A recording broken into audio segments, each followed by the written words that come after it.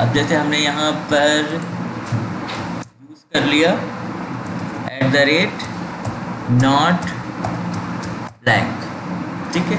अगर आप इसमें कोई मैसेज देना चाहते हैं, अगर मैसेज नहीं देंगे तो बाय डिफ़ॉल्ट जो मैसेज होगा वो खुद शो कर देगा, लेकिन अगर आप अपना खुद का मैसेज देना चाहते हैं तो ब्रैकेट में मैसेज दे सकते हैं आप।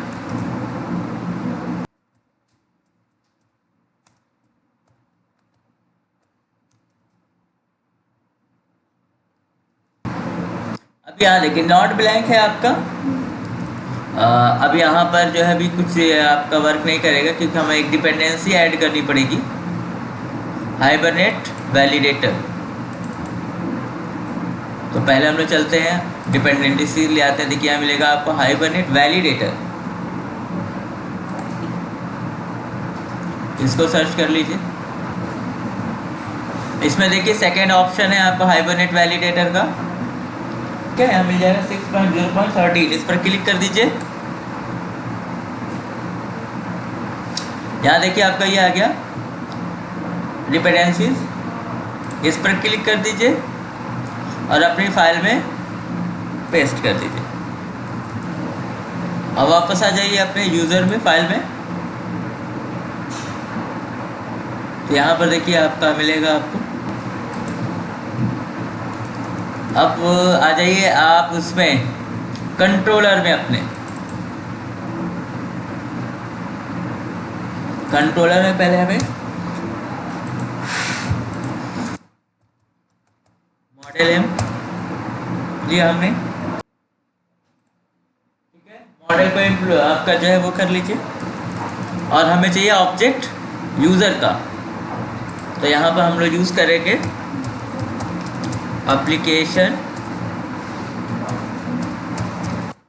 Context is equal to new class path XML application context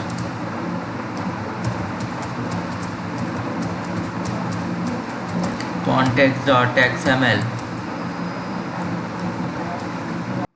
इसको इंपोर्ट कर लिया, इसको इंपोर्ट कर लिया। ऑब्जेक्ट किसका है, यूज़र का है।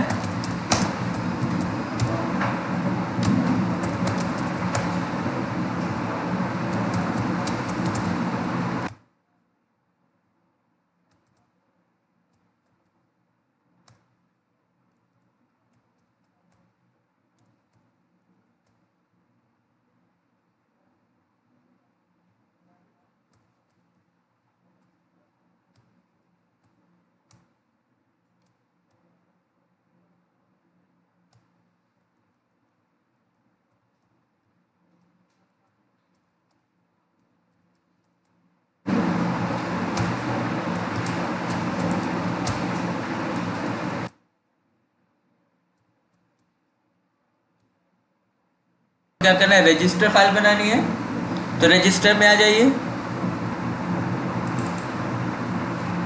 अब यहाँ सबसे पहले हम लोग कर लेते हैं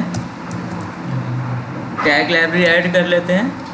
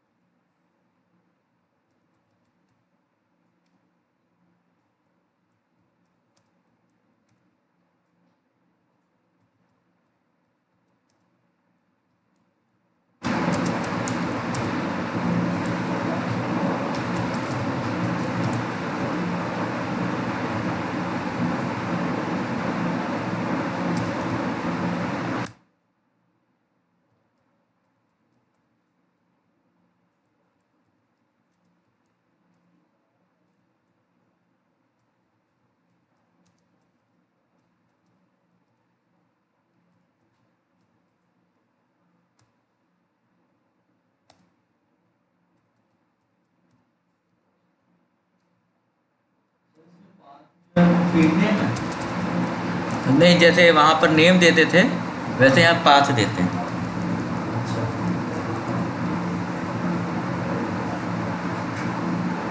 लेकिन यहाँ वेरिएबल का नाम वही होगा जो आपने मॉडल में दिया होगा, मतलब यूज़र में जो फील्ड दिया वही वही हम यहाँ पर देना होता है, तो वो इम्प्लिसिटली वैल्यू सेट कर देता है। अब देखिए हम यहाँ वैलिडेशन चूँकि हम लोग लगाया यहाँ पर नॉट ब्लैंक का, ठीक है, तो यहाँ पर हमने दिया है यूज़र नेम पे, तो यहाँ पर हमें एक और टैग यूज़ करना पड़ेगा,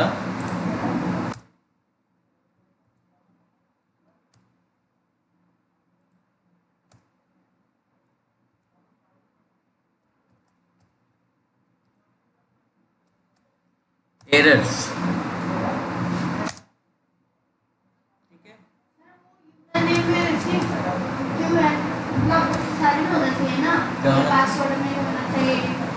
क्या चीज़? वो जो आपने मैसेज लिखा हुआ है, हाँ, सारे में नहीं है, उस यूजर नेम में नहीं है। आप सब में दे दीजिए ना, हम लोग एग्जाम्पल दे रहे हैं ना। नहीं, मैं बोल रही हूँ जैसे हमको सब में देना है तो सबके लिए अलग हाँ अलग हाँ हाँ, सबके लिए अलग अलग। हमने सिर्फ अभी यूज़र नेम में दिया है। अगर यूज़र नेम में दिया है तो यूज़र नेम में जो है आपको इस तरह से एरर टैग यूज़ करना पड़ेगा, और पाथ में वही नेम देंगे जो यूज़र नेम का है, और यहाँ पर एक CSS क्लास का नाम देना होगा,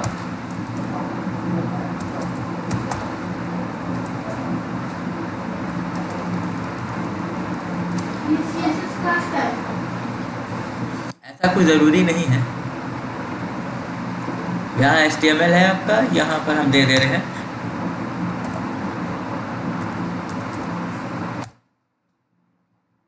स्टाइल टैग यूज़ कर रहे हैं, और यहाँ पर एक एरर क्लास बना लेते हैं।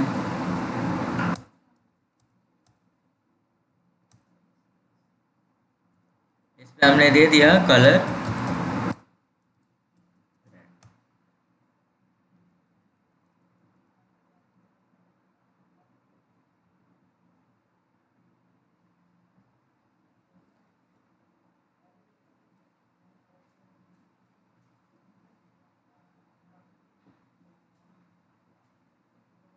ठीक है।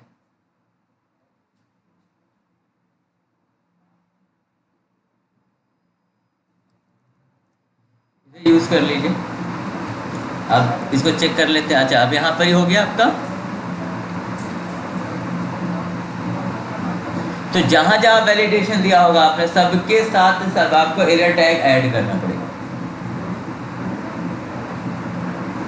ठीक है।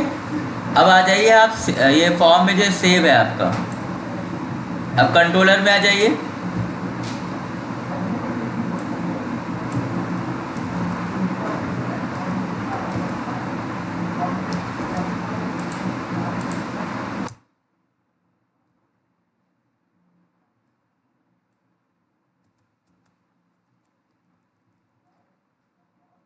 यहाँ पर हमने पोस्ट यूज़ किया है,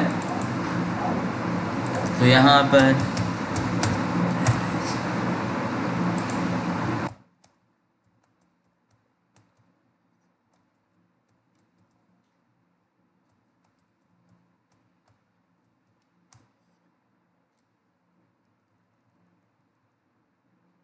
पोस्ट कहाँ पे यूज किया है?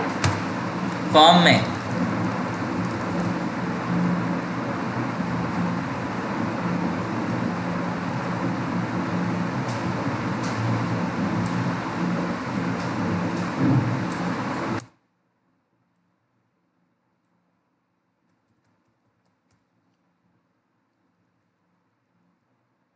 वहाँ से यहाँ वैल्यू आएगी, तो हम लोग क्या यूज़ करते हैं, मॉडल एट्रीब्यूट, ब्रैकेट में दे दिया हम लोगों ने, वहाँ पर बिन दिया है मॉडल एट्रीब्यूट, तो यहाँ दे देंगे ये फाइल है आपकी,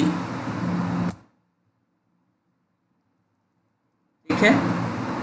ये तो हम लोग कल भी किया है, पहले भी किया है। मॉडल एट्रीब्यूट, ठीक है। अब जो वैलिडेशन हम लोगों ने दिया है, वैल्यू तो यहाँ आ गई। अब उस वैलिडेशन को उस वैल्यू पर अप्लाई करना है, तो हम लोग यहाँ पर एक एनोटेशन यूज़ करते हैं, वैलिड। ये जो वैल्यूज़ आपने वहाँ से सेंड किया है, उस पर ये सारे जो भी आपने डिक्लेयर कर रहे होंगे वैलिडेशन, वो अप्लाई हो जाएंगे। उसके बाद जो है जो रिज़ल्ट आएगा वो एक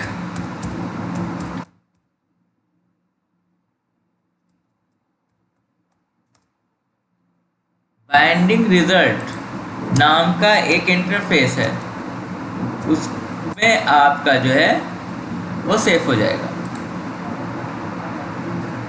ठीक है। अब हम लोग यहाँ पर चेक करेंगे कि एरर है कि नहीं। अगर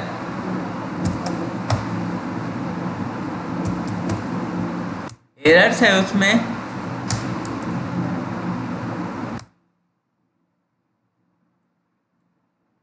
एरर्स अगर है तो वापस फिर उसी पेज को कॉल कर लेंगे, यानी रिटर्न कर लेंगे हम लोग रजिस्टर को, वापस रजिस्टर पर वापस आ जाएंगे आप। और अगर ऐसा नहीं होता है तो डिस्प्ले को कॉल कर लेंगे, जहाँ पे सारी वैल्यूज हम लोग प्रिंट करा सकते हैं।